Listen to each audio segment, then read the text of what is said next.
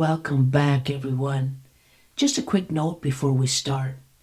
Today's episode may have some strong language that may not be suitable for everyone. I want to provide a space for authentic storytelling, and this means our guests share in the way they feel most comfortable. This episode and future interviews are marked as explicit, so please listen with that in mind. Whether you're a returning listener or tuning in for the first time, I'm Lourdes, and this is season 2 of Growing Older Together.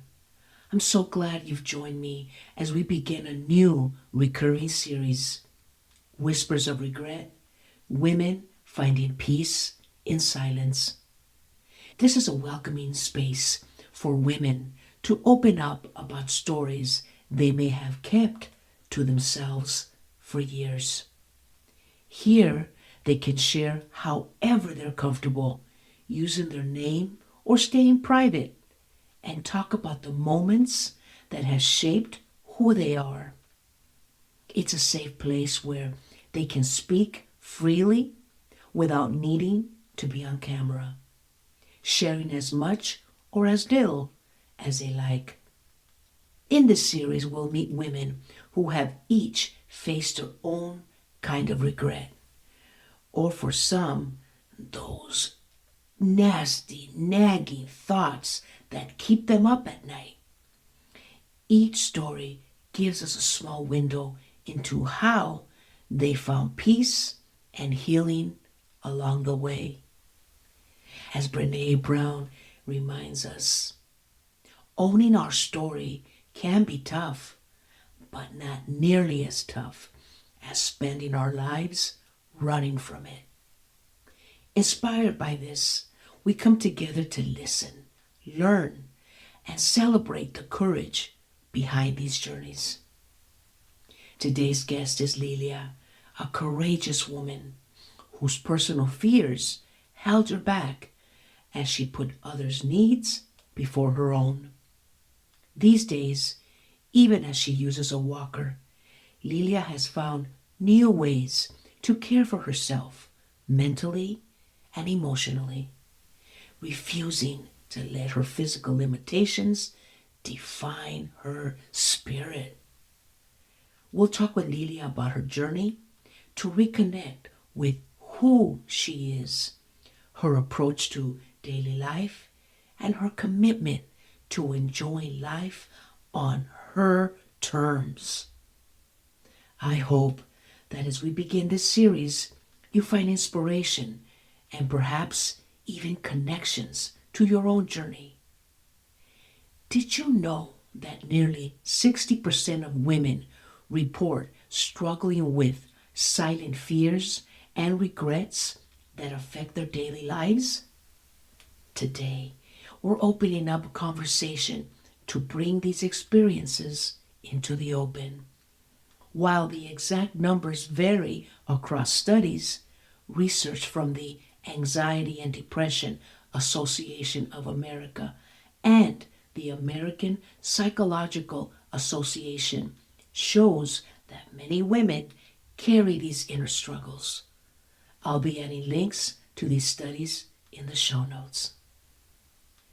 I recently had a chance to sit down with Lilia to record this conversation, and I'm excited to share it with you now. Lilia, welcome to the show, and thank you so much for sharing your story with us. You shared something very personal that you had not shared with anyone else, not even your family. So my question to you, Lilia, is when did this start? What happened, Lilia? Well, the first thing was because when I started, I was prone to falling, but I never told anybody I was falling. But the first time I fell was I was with my daughter on my grandson's baptism. That's the first day I fell. You said something interesting. You said prone to falling. What do you mean by that? Because I fell once before here where I'm staying, and then I didn't think nothing of it. But then I actually fallen, and actually in the middle of the street, going to my grandson's baptism. That's when I kind of thought, okay, Lilia, something's wrong. But I didn't think of nothing of it. Okay, my daughter just held me up and I was good. My knee was bothering me, but I just kept it quiet. I go, you know what, you're good. I didn't think much about it. When you say quiet, Lilia, is there a reason why you would just not say anything, keep it quiet? What were you thinking? No, just because, I mean, I go, that's something I need to handle. Maybe it's something I need to do, but I just didn't think about it. I just like threw it back against my head. I didn't think much of it. So it goes, another day, I go, I won't worry about it now. That was it. I mean, I didn't, like I said, I didn't think much about it. When you're saying you're not thinking much about it as if it wasn't important? Important? No, not really, no, because I didn't think much because I already fell once ago. I falling again. It just stuck in my head, why am I falling? But then again, that day when I fell in front of my daughter, I was like, okay, whatever. I didn't think much of it. I didn't think twice. I go, I got to go see a doctor. Nope, I didn't think none of that. Now, when the word, what's interesting for me is that prone to falling. So prior to this incident with the baptism with your grandson, Hector, did something happen prior to that? I fell here once. When you say here, you At mean? where I'm living, in my bedroom here, where Okay. I'm staying. Okay. Yeah, and that was like, and I got myself up. Took me about a couple of minutes, but I go, I'm having a hell of a time getting up. And that's when it actually basically started. The And- second fall, again, going to my grandson's baptism. Okay. And so the first time when you said in your bedroom, that's when the first time you fell. Mhm. How long ago was that? 5 years ago, 5 years ago. at least, yeah. And then after that, so that was the first time. Yeah. How long after that? When the second incident? It must have been about a month later because my daughter was pregnant with my granddaughter, Adeline. But again, that's the second time when I fallen when I was at my grandson's baptism. In the street. Okay, you fell in the street. This is the second time. Second time. The first time you fell in the bedroom? Yeah, which that I was didn't- the first time. Exactly. Which I just tripped and I go, I couldn't get up. I mean, it took me a while to get up, but I just had to hold on. I go, something wrong with me, but I go, whatever. I didn't think much of it again. Then the second time was it the baptism? Actually, yep. And then, so the third time would be, you said Adeline. I've fallen a couple of times. The first time is here. Second time was with my grandson's baptism. And then I'd fallen again going to work. I fell outside. So I'm thinking, I'm prone to fall. I'm falling, you know. But anyway, so that day, it was my daughter, Annette was going to have her baby that day, which was December 31st. No, December 30th, because she was going to have the baby the next day. Mhm. So I fell. I was going to go to her house that day to watch my grandson, Andrew. So that day, I fell again. It was so bad that I went to the emergency. I mean, on my own. I didn't tell nobody. I got out of work early, and I went by myself to the emergency. And that's when the doctor told me, well, something's wrong with your knee. You got to be careful. That's when everything started going to the doctors and follow up with your, or whatever you call it. So this is the third incident. So Yep. the first one, when you Yep. keep saying here, I just Mhm. want to clarify for the Yep. audience, you're talking about your bedroom. Exactly. And then the second time would be the baptism. Yep. And then the third time was at work. And on that one, I had, you because said- my knee hurted that bad, and it was, you know, it was like that bad. I couldn't even take it at work. I go, what's wrong? I was even limping. I couldn't even really walk to my desk. That's how bad it was. I go, I better just go see a doctor. So I went that day. That's when everything started. So in the question, when I said, what was the toughest moment you had to face? What would you say that would be? The toughest moment is once I followed up with my doctor. No, I'm lying. The toughest moment is when I fell again here. That's when the ambulance came. Was that the first time? No, that was like maybe the fourth time I'd fallen. Okay, the fourth time. So when you say here again, just want to clear it up for the audience, we're talking about your bedroom. Here, yeah, exactly. Okay. So the question again was, when was the toughest moment you had to face? And your response is, again, the bedroom. Here, And that exactly. would have been the fourth. At least the fourth time Fourth, when I couldn't actually get up, and then my brother Ernie is the one that had the ambulance to help me because I couldn't get up at all. He couldn't even help me because I didn't want him to help me because I think I'd get hurt more. Okay. So this is when it was the toughest moment you had to face. Yep. Now you're going to the emergency. Yep. Was there a moment, Lilia, when you realize things had to change? I can't keep doing this to myself as far as telling anyone what was going on, because of what I'm understanding, and please correct me, the first time it happens, you say nothing. The second time it happens in front of others, they saw you, correct? Yeah. But you just kind of played it off. And then now you're at work by yourself. And then now you're thinking, okay, this is a little serious Yeah. now.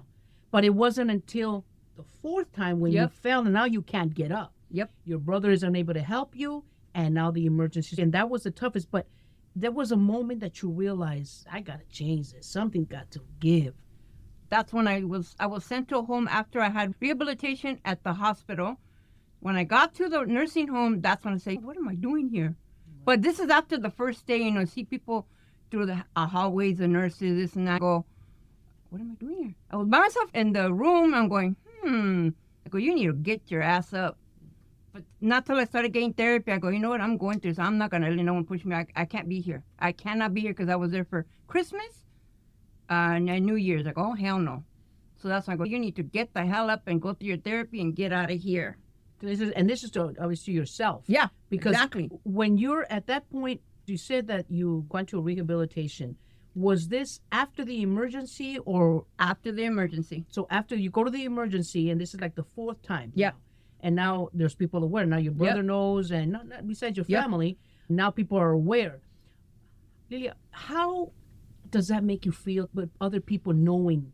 And it's your business. It's stuff that you have kept to yourself. Mm-hmm. So now there's people knowing something about you, whether it be family or friends, but mostly family. How does that make you feel? For me, I am the one that has to change. They can tell me to do this, but if I don't do it for myself, I'm not going to get better. I can't have my kids tell me, oh, Mom, this and that. I go, nope, you got to do it for yourself. If you want to be laid back and have people help you and feel sorry for you, it's not going to work. At least not for me. I did it myself. I go, you know what? My neighbor, which his name was Kelly, at the home, she was like this and that. She was always crying because she couldn't do this, do that. Not me. I wouldn't even bother ringing the buzzer for the nurse. I go, get your ass up. Do what you got to do. Therapy's coming. You're going to do your therapy and get your back on your feet. That's when I started using the walker, which was a lot better. I did my exercises. I got out of there, and I was good. Once I got the help, which I needed, but that was the start.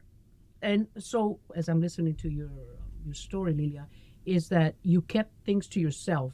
Why do you think that you would not want to share with, whether it be your family, maybe a close friend, even a doctor? You didn't reach out for assistance from anyone. What's going on there, Lilia? No, my kids, I have my 4 kids and they have their own families, but without the nurses at the home, I think I wouldn't do it anyways. What would you do anyways? I would get myself out. Get out of my position I'm in with my walker and being in the home. If I don't do it for myself, who's going to help me? Even though my kids are there, it doesn't mean anything. Like I said, they have their own family, but me, I go, you got to get your butt up and do what you got to do for you. When can you tell me the first steps that you took to start feeling better? Even if they were small, Lilia, was it when you were at the hospital or prior to that? You said from the first time, then you have the second, the baptism, then the 3rd time was your work, and then when you were in your bedroom, the 4th time. Mm-hmm. Of all those times, when was the first time you can say, okay, even though I haven't told anybody, I got to start doing something for myself? Or was it until you got to the rehabilitation? When I got to the rehabilitation, because even then I wasn't able to walk. Barely. So what they even had to do, they had to use this device to take me to take a shower or get up. And I go, what? I don't want to do this. I go, I need to do this on my own. So that's when I realized the little machine that they help you off the bed. And because, again, I couldn't walk. So I was in a wheelchair. I go, no, I don't want to do this. I don't want nobody helping me. Like, even they would have to give me like diapers to help me because I really couldn't go to the bathroom because it was kind of far. So I go, wait a minute. I go, this is ridiculous. I could go to the bathroom myself, but I really couldn't because I needed to get my legs going and my feet going. But that's really where it started, when I was at the home. That's when you started doing the small little steps. I got to start doing this for myself now.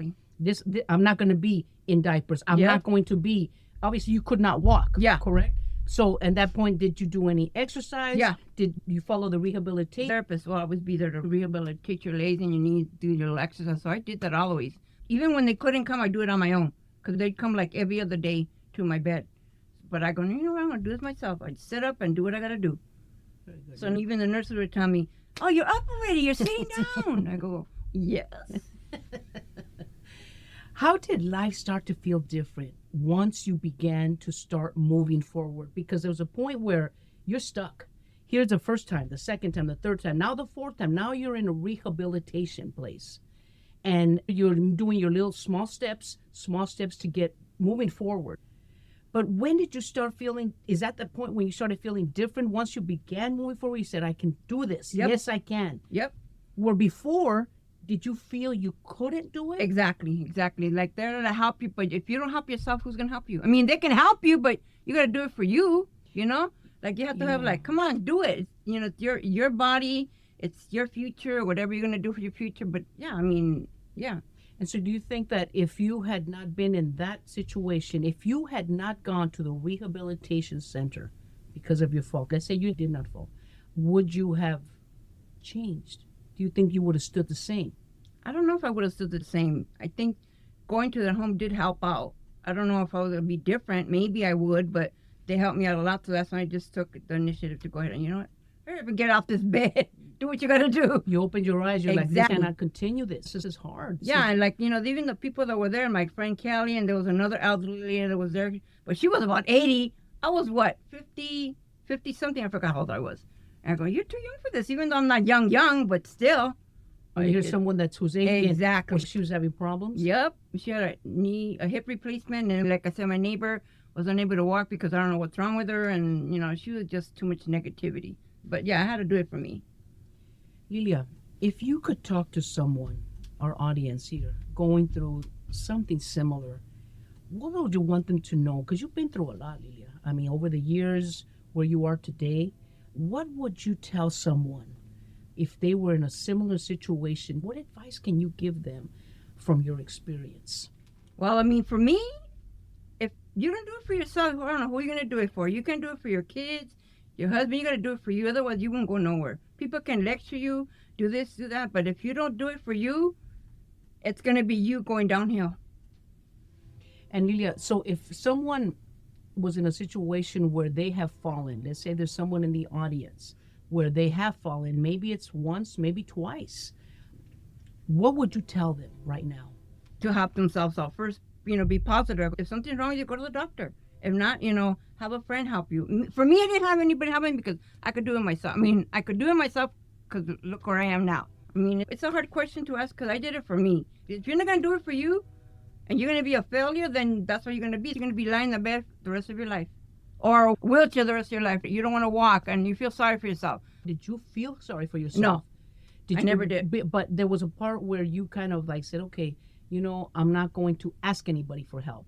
The only time I felt sorry for myself when I was living with my son, and I had COVID, but I didn't know I had COVID because I was just laying in bed. I just wanted to sleep, and I didn't think much of it till my daughter and I goes, you know what, I'm going to take her to the doctor. That day when she took me, this is like the second time. I already knew, but when I went to the hospital the second time before I got admitted, I had COVID, which I didn't know till I got to the hospital.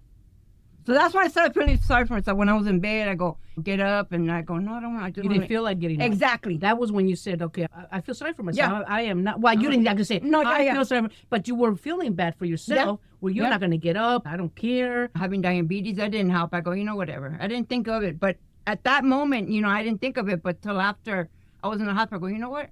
I felt sorry for myself. I was laying in bed, which I was. I was actually laying in bed on Thanksgiving. When they had Thanksgiving, I didn't get up. I have dinner with my son and the family. So that was like, okay. But that's the only time I really have felt bad for myself. Lilia, do you feel comfortable? I mean, obviously we're speaking right now, and you've never spoken to anyone about this. You had mentioned when we had started talking and you explained all this to me, I didn't know about this, neither did your family. Mm-hmm. Now that you're opening up a little bit, and if there's anybody out there that is in a similar situation or in a situation where they may feel either lost or they may feel just bad in general, do you feel better? I feel a lot better. I mean, you know, like I said, I did it for myself. And even though I had my children, my grandkids, and my sisters and brothers and mom and dad, don't matter. You got to do it for you. If you don't do it for you, I don't know what you're going to do. But I did it for me because it's my life. And right now that I live by myself, I'm good. I mean, I'm better. I get up and do what exercises. I do what I got to do. Even though I have my walker, don't matter. I can still do what I got to do. Yes. Lilia, thank you for letting us into your story. It takes courage to share, and I believe your journey will speak to so many who may feel alone in their experiences. Thank you, Lilia, again. Thank you. Hearing stories like Lilia's reminds us that we're not alone in facing our struggles. If her words inspired or comforted you, I hope you consider joining our community and sharing this episode with others who may need it. For those who might not know, Lilia is my younger sister, and having her here today was especially meaningful to me. But I want you to know that every story shared here holds deep meaning for me. I care so much about creating this space where each voice, yours, mine, and those of our guests, matters deeply and reminds us we're all in this together. If you're enjoying Growing Older Together, please subscribe, leave a review, and share it with others who may connect with these stories. Your support helps our community grow and ensures you won't miss future episodes. I'd also love to hear from you. If today's episode brought up any thoughts or memories you'd like to share, please feel free to reach out. My contact details are in the show notes, and I look forward to hearing from you. Before I wrap up, in our next episode, Quiet Strength, the Power of Introverts, we'll explore the many ways introverts make a difference in the world. While everyone seeks energy in their own way, introverts often find it in quieter spaces, needing less outside stimulation and preferring deep reflection. Join us as we look at the unique ways introverts contribute to the world around us. Also, the next interview for Whispers of Regret is in about 6 to 8 weeks, around the week of December 16th. I look forward to sharing another powerful journey as we continue creating space for women. Okay, that's it for today. Thank you for listening and being part of this community. Remember to take care, be kind to yourself, and know that facing our fears is the first step to finding our true strength. Let's continue growing older and wiser together. Happy Halloween!